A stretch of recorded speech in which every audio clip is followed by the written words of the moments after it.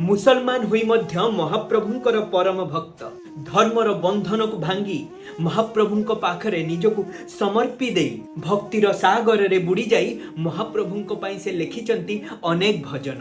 सालबेग सालबेगंकर जन्म होइथिला एक मुसलमान परिवार रे। तांकर पितांक नाम लालबेग जे थिले मुगल सेना रे सैनिक। थरे पुरी देई गला बेले जणे विधवा ब्राह्मण स्त्रींक सहित से बलपूर्वक विवाह करिथिले। तांकरी संतान हेले सालबेग।